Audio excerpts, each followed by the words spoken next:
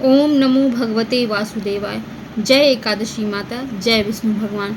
जब सृष्टि में धर्म डगमगाने लगा, अधर्म का बोलबाला हो गया, तब ईश्वर ने कोई अस्त्र नहीं उठाया बल्कि एक दिव्य तिथि प्रकट की जिसका नाम है एकादशी।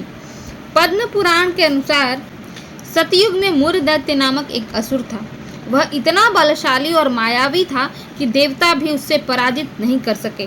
वह नारायण लोक तक को जीतने की कामना कर बैठा। भगवान विष्णु ने उसका सामना किया। 1000 वर्षों तक युद्ध होता रहा। थककर भगवान विष्णु बद्रिकाश्रम की एक गुफा में विश्राम करने चले गए। जब मुर असुर वहां पहुंचा, तब ईश्वर की रक्षा के लिए एक दिव्य तेजस्विनी देवी प्रकट हुई। उस देवी ने मुर असुर का वध कर दिया।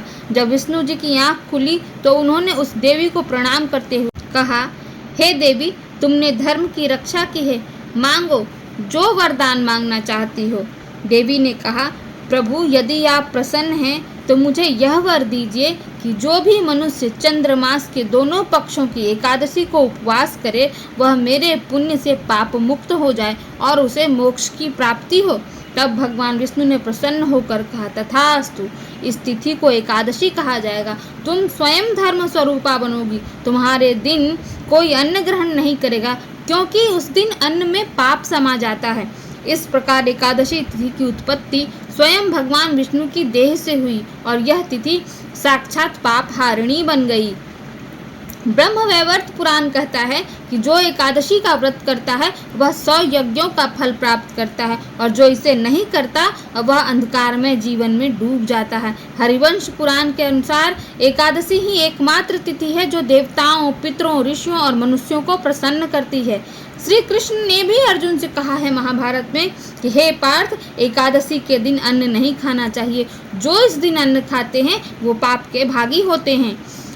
एकादशी व्रत का तात्पर्य है व्रती होना, संयमी होना। इस दिन मन, वाणी, कर्म से शुद्ध रहना चाहिए। केवल शरीर का उपवास नहीं, इंद्रियों का उपवास, कामनाओं का त्याग और ईश्वर का स्मरण ही असली व्रत है, असली उपवास है। एकादशी में जप, तप, ध्यान, कीर्तन, भगवत श्रवण और दान का विशेष महत्व है। आयुर्वेद कहता है कि चंद्रमा के 11वें दिन मानव शरीर की पाचन अग्नि कमजोर हो जाती है, इसलिए उस दिन उपवास करने से शरीर में टॉक्सिन्स बाहर निकलते हैं और मानसिक शांति भी मिलती है। जब संसार में पाप बढ़ता है और भगवान अस्त्र नहीं उठाते, वह तिथियों को माध्यम बनाते हैं धर्म की पुनः स्थापना के लिए, और उनमें सबसे श्रेष्ठ तिथि है एकादशी तिथि। जो एकादशी करता है वह साक्षात नारायण का भक्त बनता है। आप सब भी एकादशी का व्रत कीजिए। जय नारायण।